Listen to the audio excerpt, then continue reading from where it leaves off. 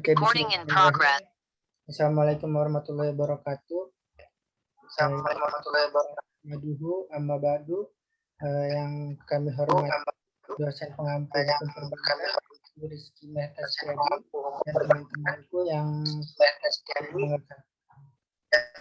Di sini kami kelompok 4 ingin membahas makalah tentang likuidasi perbankan. Langsung saja ke materi pertama, yaitu Siti Saadatul padanya saya persilakan.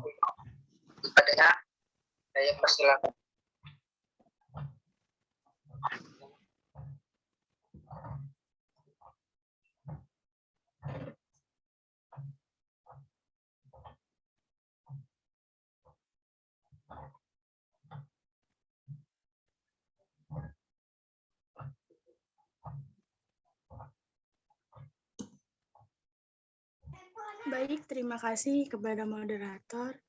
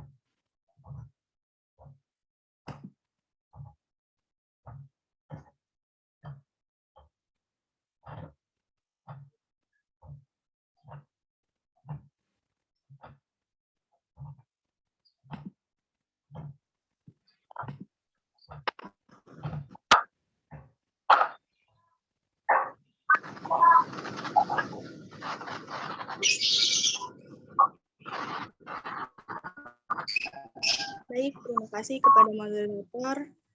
Selanjutnya saya akan menjelaskan materi pertama, yaitu apakah kalian tahu itu kepalitan? Nah, jadi kepalitan merupakan sila umum seluruh kekayaan untuk kepentingan pelunasan piutang. Semua kreditur perlindungan atas hak milik kreditor yang harus dilindungi. Hal ini sesuai dengan amanat yang terkandung 31 Kitab Undang-Undang Hukum Perdata.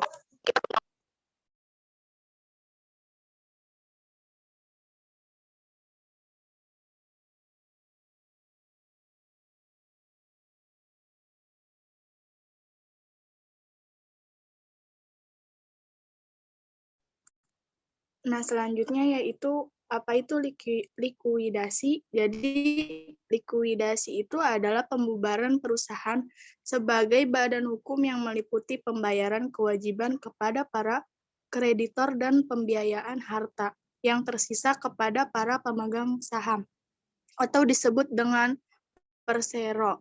Nah, berdasarkan pasal 1 nomor 4 Peraturan Pemerintah Nomor 25 Tahun 1999 tentang pencabutan izin usaha, pembubaran dan likuidasi bank yang menyatakan bahwa likuidasi bank adalah tindakan penyelesaian seluruh hak dan kewajiban bank sebagai akibat pencabutan izin usaha dan pembubaran badan hukum bank. Mungkin hanya itu yang dapat saya sampaikan. Saya kembalikan kepada moderator. Oke, terima kasih Saudari Siti Satrotipiko telah menjabarkan materi yang pertama. Yang kedua yang akan dibacakan oleh Amirul Has, kepadanya saya persilahkan.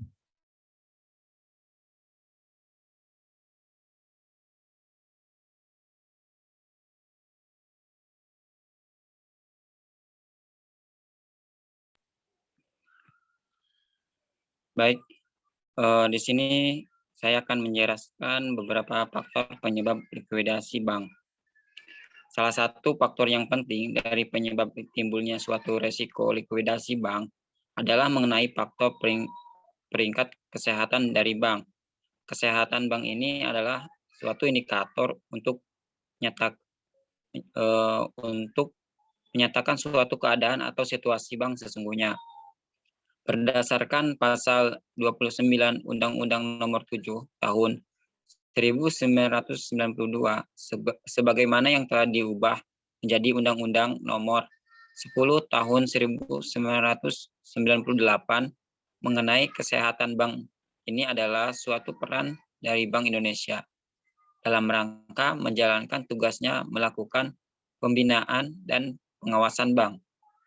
Berdasarkan pasal 29 ayat 2, bank wajib memelihara tingkat kesehatan bank sesuai dengan ketentuan kecukupan modal, kualitas aset, kualitas manajemen,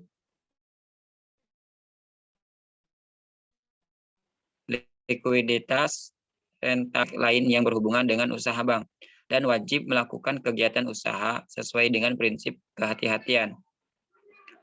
Terkait dengan peran pembinaan dan pengawasan, Bank Indonesia mengeluarkan surat edaran nomor 26/5/BPPP tahun 1903 yang mengatur tentang tata cara penilaian tingkat kesehatan bank. Tentang metode penilaian kesehatan bank, dalam surat edaran ini kemudian dikenal dengan Asset Management Earning Liquidity.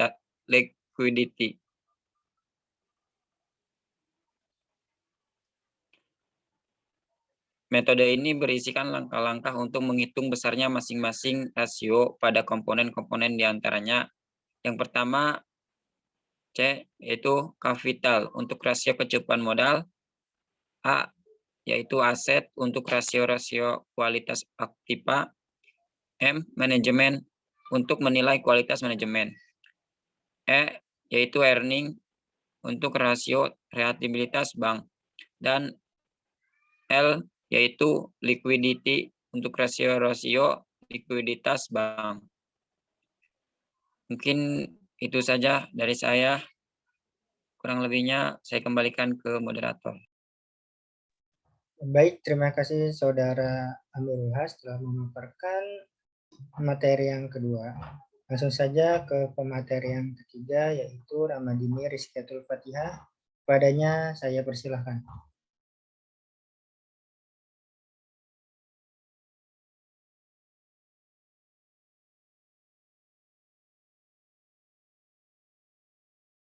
Ini bukannya udah tadi Amirul ya?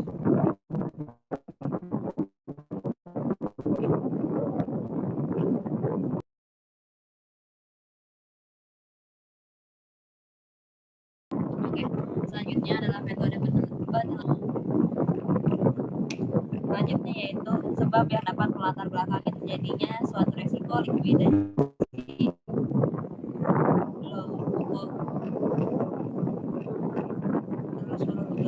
Gak ada sih. Halo, ada nggak? Lanjut. Ada nggak suaranya? Ada. Ada kan? Oke. Selanjutnya yaitu sebab yang dapat melatar belakangi terjadinya suatu resiko likuidasi bank. Ada 5 sebabnya. Yang pertama yaitu utang yang berada pada posisi extreme leverage atau extreme leverage, artinya utang perusahaan sudah berada dalam kategori yang membahayakan perusahaan itu sendiri. Yang kedua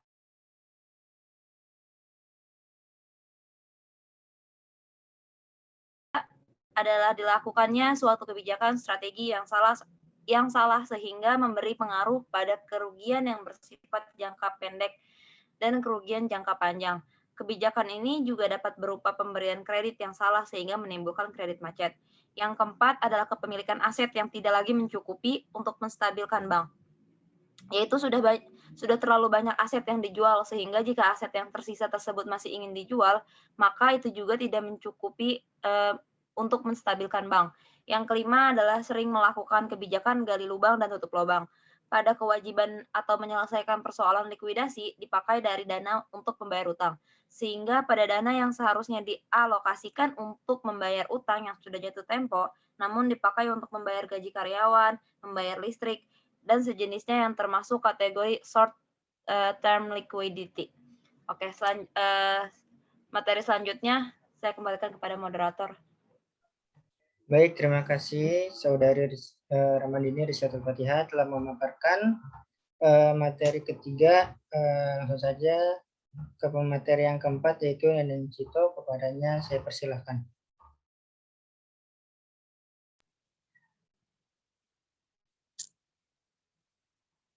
Assalamualaikum warahmatullahi wabarakatuh. Baik, saya akan melanjutkan materi. Di sini saya akan menjelaskan proses likuidasi bank.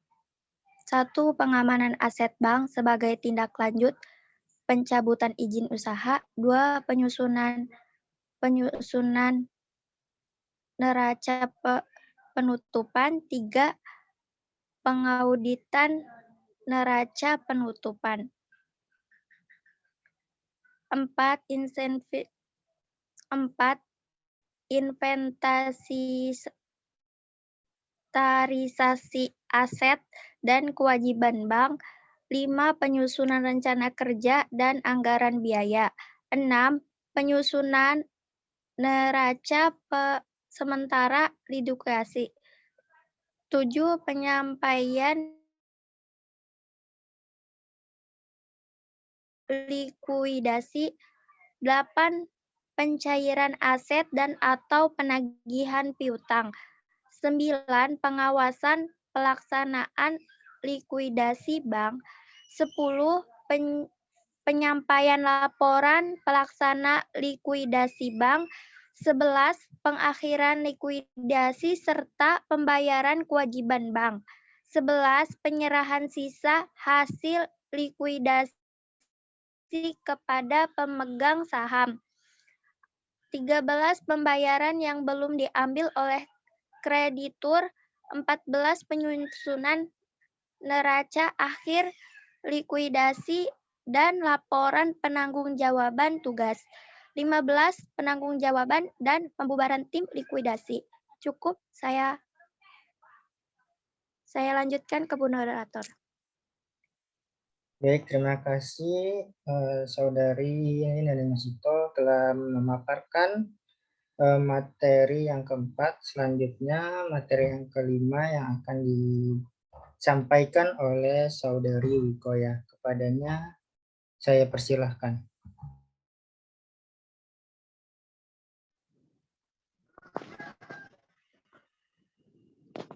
Baiklah, materi selanjutnya yaitu perlindungan hukum bagi nasabah dalam likuidasi bank. Pada tahun 1998, pemerintah mengeluarkan keputusan Presiden nomor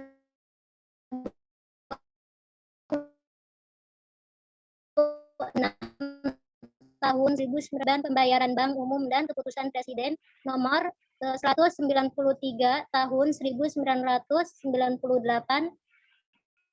tentang program penjaminan bank perkreditan rakyat. Ketentuan ini bertujuan untuk memberi perlindungan hukum secara langsung pada nasabah penyimpan dana terhadap kegagalan bank umum maupun BR dalam memenuhi segala kewajibannya. Ini cukup, saya kembalikan kepada Dira. Saya lanjut. Materi selanjutnya yaitu menurut Hermansyah dalam bukunya Hukum Perbankan Nasional Indonesia menyimpulkan bahwa berkaitan dengan perlindungan hukum terhadap nasabah dalam likuidasi bank, dalam hal ini Hermansyah membagi menjadi dua macam, yaitu pertama, perlindungan secara implisit. Perlindungan yang dihasilkan oleh pengawasan dan pembinaan bank yang efektif yang dapat menghindarkan terjadinya kebangkrutan bank. Perlindungan yang diperoleh pertama, peraturan perundang-undangan di bidang perbankan. 2. Perlindungan yang dihasilkan oleh pengawasan dan pembinaan yang efektif yang dilakukan oleh Bank Indonesia. Upaya menjaga keberlangsungan usaha bank sebagai sebuah lembaga pada khususnya dan perlindungan terhadap sistem perbankan pada umumnya.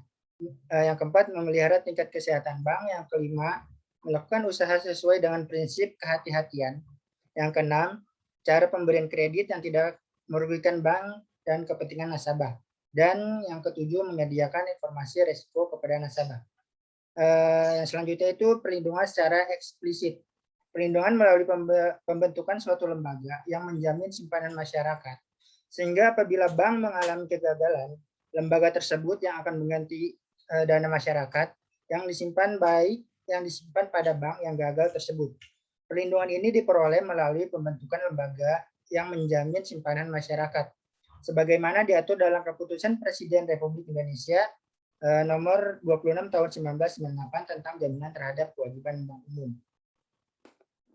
Ya, terima kasih dari kelompok kami. Kurang lebihnya mohon maaf. Assalamualaikum warahmatullahi wabarakatuh. Waalaikumsalam warahmatullahi wabarakatuh. Wabarakatuh.